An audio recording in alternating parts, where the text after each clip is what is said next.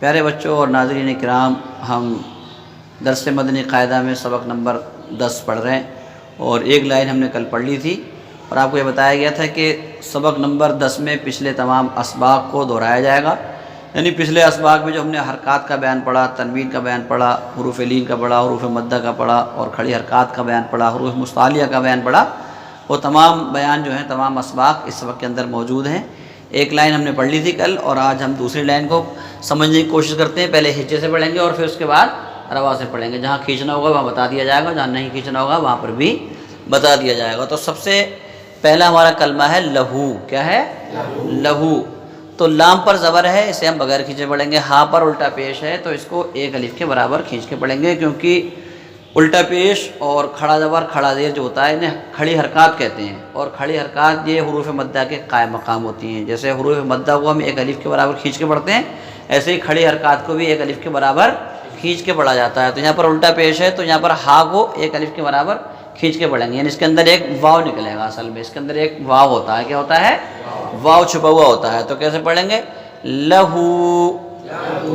ٹھیک ہے، ہجے کر لیں پھر سے. لام زبر لا، لام زبر لا، ہا الٹا پیش ہو، ہا الٹا پیش ہو، لہو. لہو. ٹھیک ہے، الٹے پیش کو واو کے ساتھ پڑھتے ہیں. الٹے پیش کو کیا کے ساتھ پڑھتے ہیں؟ واو کے ساتھ پڑھتے ہیں. سوفا، تو اس کو اس طرح سے کریں گے. سین واو زبر سو، سین واو زبر سو، فا زبر فا، فا زبر فا، سوفا.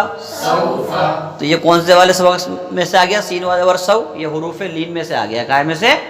حروف لین میں سے. جو آپ نے پڑھا تھا با واو زبر بو اور با یا زبر بئی والا جو سبق پڑھا تھا آپ نے، وہ حروف لین کا سبق تھا. تو حروف لین کو بھی بغیر کھینچے اور بغیر جھٹکا دیے معروف پڑھتے ہیں، نرمی سے پڑھتے ہیں. حروف لین آپ نے یاد کر لیے ہیں کہ واو اور یا سے پہلے اگر زبر ہو تو اسے کیا کہتے ہیں؟ حروف لین کہتے ہیں. پھر سے پڑھ لے. ورسین واو زبر سو، سین واو زبر سو. ہاں بہت سے پڑھتے ہیں سو، تو سو نہیں پڑھیں گے. اپنا اپنا معروف پڑھائی بھی پڑھ لیں نا، جس طرح سے اہل عرب پڑھتے ہیں تو سو پڑھیں گے. کیا پڑھیں گے؟ سو. پھر فا زبر فا، کیا ہوا؟ سوفا. سوفا.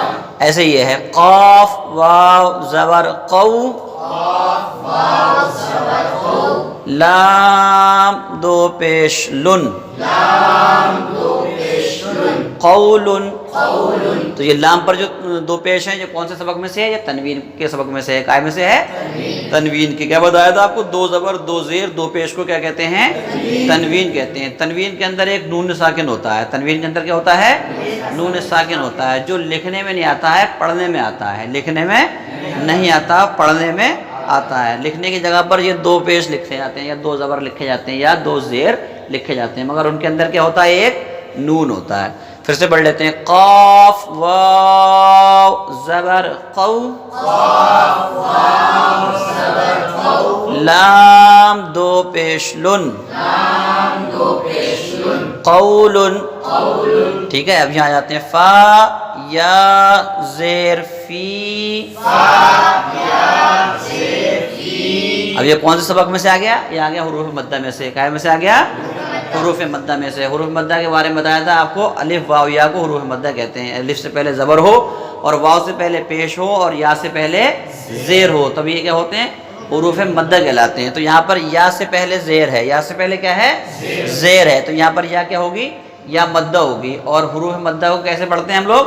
ایک الف کے برابر بڑھا کر کھینچ کر پڑھتے ہیں. تو یہاں پر فا کو یا کے ساتھ ایک الف کے برابر کھینچ کے پڑھیں گے. کیسے پڑھیں گے؟ فا یا زیر فی، فا یا زیر فی، ہا زیر ہی. ہا زیر ہی. یہ حرکت والے جو حرکات کا بیان پڑھا تھا آپ نے، اس میں سے آ گیا زیر. بات سمجھے؟ تو حرکات کو تو بغیر کھینچے پڑھتے ہیں. حرکات کو کیسے پڑھتے ہیں؟ بغیر کھینچے. تو یہاں کیسے پڑھیں گے؟ فا کو کھینچیں گے. یہ حروف مدہ میں سے سبق میں سے آ رہا ہے، یہ حرکات میں سے آ رہا ہے، تو یہاں پر بغیر کھینچے پڑھیں گے. تو کیسے پڑھیں گے؟ فی ہی. فی. ٹھیک ہے، سمجھ میں آ گیا آپ کے؟ کیسے پڑھیں گے؟ فی ہی. فی. ٹھیک ہے. اب یہ نون واو پیش نو، نون واو پیش نو، یہ بھی حروف مدہ میں سے ہو گیا. یہ واو ہے، یہاں پر یا تھی، یہاں پر واو ہے. اور ہا یا زیر ہی، کیا ہوا؟ نوحی۔ اب اس کلمے میں نون کو جتنا کھینچنا ہے اتنا ہی ہا کو کھینچنا ہے، جتنا نون کو کھینچنا ہے اتنا ہی ہا کو کھینچنا ہے، کیونکہ ادھر بھی حروف مدہ میں سے واو ہے اور ادھر حروف مدہ میں سے یا ہے، تو دونوں کو برابر، دونوں ایک ہی نوعیت کے ہیں، بات سمجھ رہے ہیں، ایک ہی قسم کے ہیں مد، تو جب ایک ہی قسم کے مد ہوتے ہیں تو ایک برابر کھینچتے ہیں، جب الگ الگ قسم کے مد ہوتے ہیں تو جس کی جیسی حیثیت ہوتی ہے اس حساب سے اسے کھینچا جاتا ہے۔ ہا زیر ہی، تو کیا ہوا؟ نوحی، ٹھیک ہے، نون کو کھینچیں گے، ہا کو کھینچیں گے اور آخری والے ہا کو نہیں کھینچیں گے، کیوں؟ ہا پر صرف زیر ہے جو حرکات والے بیان میں سے ہے، تو حرکات کو بغیر کھینچے پڑھتے ہیں، کیسے پڑھتے ہیں؟